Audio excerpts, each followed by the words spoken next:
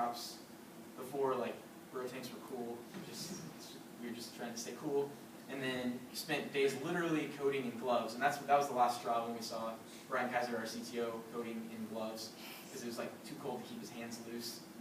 We realized we probably should move into a different office, but it was a great office space. It was like super cheap and served us well for I think the whole first year.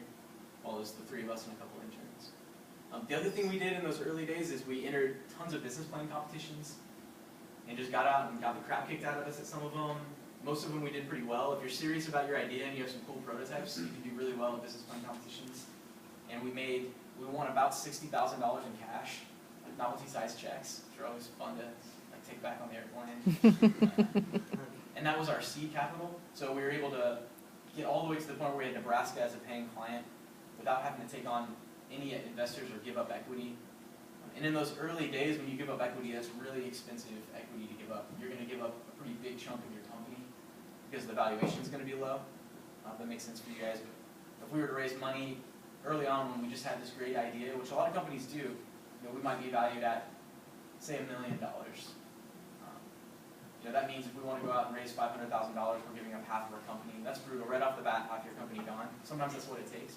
That's tough. Instead, we were able to get Nebraska signed as a client and get that huge vote of confidence, the product's a lot more mature, get a couple interns on board and have a little bit of a team, and we're able to more like double, triple, quadruple that valuation, which means you're halving or a third or a quarter of the stock that you have to give up the equity to raise that first round of capital. So that's big too. Anything you can do to scrappily get yourself further along as far as getting customers, getting products, building a team is going to result in holding on to a lot more of your company. So I'm happy to go into any more of the backstory, but I'll just shoot through a few slides real quick on some of our lessons learned that I think are applicable even early on. I'll skip over some of them that aren't super applicable, but this one I think is be 10x better. And I don't know what blog post I got this from. A while back, some other entrepreneur talked about this. Like, your idea can't just be like a little bit better or twice as good. It really needs to be 10 times as good if you want to overcome that inertia and get people to make the move to their products. Everyone is freaked out about making a move to a different system. And so even if you're solving a ton more problems with it, you really need to be at that kind of bar. In the example that I give, this is what Hudl used to look like when we rolled it out to Nebraska. So it gives you an idea of kind of that playbook system, and you can see the linked videos up in the top right, the videos of that play. And all these tabs across the top, so it's home, messages, which we thought was a brilliant idea to like rewrite email within Hudl. It's a terrible idea. I spent many, many hours writing that part of the system. My videos, which is what ultimately everything came down to. My playbook, my evals, and my scouting. My evals was this really cool testing and quiz system that was going to be awesome. Like, you could drop in a video and then ask this interactive question, and the video would pause. It wouldn't allow the athlete to play past it until he answered, like, what's your progression here? What's your read? Or what are you doing wrong? It was super complicated and terrible idea also. And then my scouting was like bringing their scouting reports into Hudl. What we learned was there was one tab up there that mattered, that was actually 10x better, and that was my videos. Everything else was kind of complicated and confusing. We eventually rolled out some of these other things later, once we got more sophisticated, but what it really came down to was getting off of DVDs and being able to instantly deliver video to the athletes over the web. That was 10x better. That was probably 50x better. And then all these other things we were wasting our time on didn't really matter. So in hindsight, we would have really hunkered down around the thing that was life-changing for these teams, changed the way they coached, and not try to just incrementally make things like the way they quiz better, or a little bit better an email system that's way worse than Gmail, but it's in Hudl, so maybe that's better. Be super transparent. I'll blow through this, but just as you're starting up your companies, just making sure you're really open with your team about financials, what's going on. Hiring for culture. So as you guys are building your teams, I know in class, you're in groups, and it's not like you've got an open pool of selection for your team, so you can work with your groups in class like you always do. But then as you guys are thinking about taking these ideas into the wild, or your new idea in the wild, make sure you're picking your team around culture first. Is this somebody that you're willing to spend thousands and thousands of hours with, go through some really tough decisions, have some really dark days, with this person or these people. And if not, early on, it's not worth it. No matter how talented they are, whatever they bring to the table, not worth it. Consult with them, pick their brains for free if you can, and move on.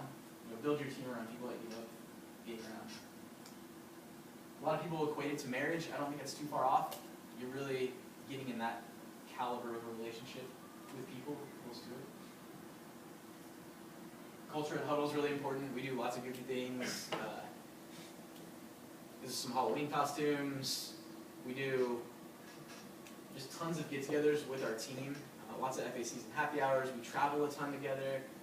We just spend a lot of time together and we have a lot of fun. On weekends, when our call volume is really high, all our coaches are calling in for customer support. We're all in the room together, providing support, answering the phones and emails together, and we have a blast doing it.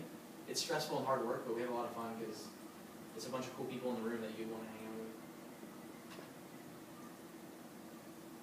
with. Hashtag Real Talk, we talk about at Hudl a lot. That's just like cut the BS, say what you mean, and be able to receive BS and not freak out about it. So anything you guys can do to work on that. I was not good at it coming out of school because you just don't get very good like real talk very often in college. It's a lot of like good effort, but at Hudl we like to just kind of cut the crap. We talk about compliment sandwiches, which I think is one of the best examples. The BS comment you get where it's like, hey, you did an awesome job on this, but it sucked and we're actually not going to roll it out to anyone because it's embarrassing. So keep up the good work. Like, that's a compliment sandwich. That's a waste of everyone's time. Just cut the crap on, listen, this was not up to the quality standards we were hoping for from you. We're not going to be able to launch it. You need to circle back around. Here's some ways to improve it. Like, get after it. And if that doesn't invigorate somebody, they probably shouldn't be on your team if they need a compliment sandwich. If you guys are the type that need compliment sandwiches and have a hard time taking tough criticism, just keep working on it. These are our values as a company, and one that we talk about all the time is we're respectfully blunt. And that goes for us to each other, that goes for us to our customers. We're pretty blunt with our coaches. They have an idea that we don't think is in line with our vision, we'll let them know. And then same thing for your customers to you. We want customers, luckily we work with coaches, so asking them to be blunt is really not an issue. They're some of the most blunt, straightforward people out there, which I love. Designing for more than one user. Right now with your guys' ideas, how many people, I know you guys did some validation around your ideas. How many people went out and talked to a real potential user of the product?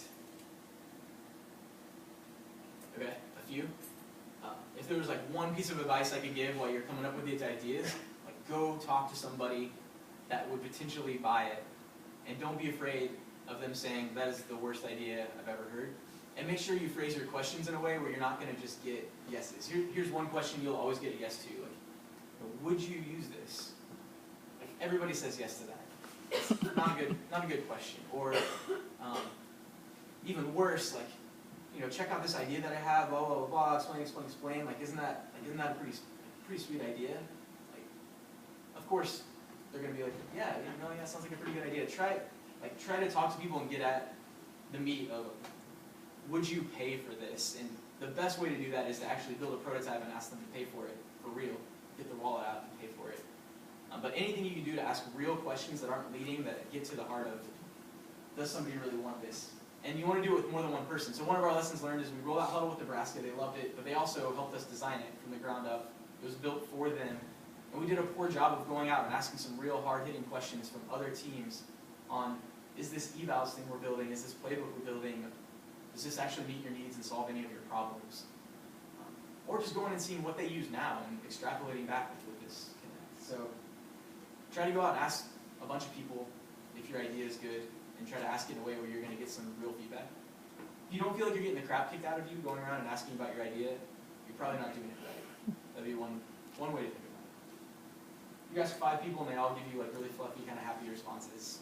You either came up with the most brilliant idea of all time, or you're probably just not asking the right questions. And then everyone sells at Hudl. Like I said, we go to a lot of clinics. This last year we went to 200 different coaching clinics, which are essentially trade shows, where we're out with a table, we're giving out Hudl swag, we're talking with coaches, and everybody on our team, including our developers, our designers, our testers, everyone goes and sells. It's so valuable. I never went and actually stood at a trade show or a booth until I went and did it for Hudl. Super nerve-wracking. probably pretty terrible at it, I'm sure I was. And it was a skill that I wish I could have built up in school, and gotten some more experience at trying to sell something and having people tell me no, having to overcome objections. Anything you can do, if you can get a job in sales. How many people here have worked a job where you've had to sell something, retail, or... Yeah, that's awesome. Would you say valuable experience? Some tough... There's a good example of a bad question. Everybody nods to that. Touche. But it's just awesome to be able to go get an experience trying to sell something to somebody and hearing the no, feeling that you lived through it, you get to go back out the next day and get better at making a task. And so that's been huge for us. We like involving everyone in these trade shows and these clinics because you're getting face-to-face with real customers. You're hearing from their mouth, right in front of you, whether they want to buy it or not. You can have that super painful experience where you try to hand them like a free koozie or like swag, and like they just kind of like do the like awkward dodge or like the fake cell phone call. It's one of my favorites where you see the guy that's like had his cell phone up like the whole trade show because he doesn't want anybody to talk to him while he walks around. Like, it's a great way to break down this image you have in your head of like, this product is awesome, I just got to get it in front of people. And you go get it in front of people and like they won't even make eye contact with you. So just reality check yourself however you can. Ask why a lot when you're talking to customers. I think it's been really useful for us. So when you're talking to somebody and they're talking about a problem, ask why. Like kind of like a 4-year-old almost. It's going to feel like that, but you know, why? Like why? Like keep asking why until they get down to that foundational problem of why they might actually be interested in your products. Like for our coaches, a lot of them, if we just ask service level, why do you want Hudl? They'll talk about, I want an online video system. Well, that doesn't really tell me anything. Like, well, why do you want an online video system? Like, well, burning DVDs really sucks. Like, why do you burn DVDs? Video is really important for our team. Why is video really important for your team? Well, because we need to watch it to prepare for our next opponent. Okay, that's interesting. So do you watch your own video? Like, no, video is important to me because we watch our opponents on video. All right, now I'm starting to get to the meat of why you care about video. I want to watch my opponents. And so that helps shape your product. You might be building a product that's all about them getting their games online and find out, which we did from our football teams, that for them, Hudl was a lot more about putting their opponent's film up than watching their own games. Another good example we had on Ask Why, I like this one because it's kind of memorable, is we had a lot of coaches ask to be able to draw on top of the video on their iPad. And that's a pretty daunting feature for us to add. We have it available online, but we haven't brought it to the iPad yet, where you can pause the video and illustrate on top of it. And we're trying to get at the root of why do they really want to draw? Let's take a step back. We built this a long time ago. Let's reconfirm why coaches want to draw on video. And what we found was about half of our coaches wanted to draw just to point things out during team presentations. They didn't want to draw to make this really cool note to send to anybody. It was just quick moment in time drawing. And so we rolled out this really basic laser pointer feature that allowed them to do this cool laser pointer with a tail, kind of a tail behind it, so they could draw, but everything just went away instantly. And they loved it. About half of our coaches, that's exactly what they needed. And we were able to build that in a matter of a week or two and roll it out. And it was much simpler than building this really hardcore, illustrate on top of your video, and we save it, and you can share that with the team, and then the player plays it, and it pauses and shows the note. Eventually we'll build that because the other half of the coaches are important too. But we found this really nice thing we could knock out of the park in a couple weeks that our coaches love. So if we hadn't asked why, we would have just assumed they wanted to illustrate John Madden style and share that out. And that's not really what they were wanting.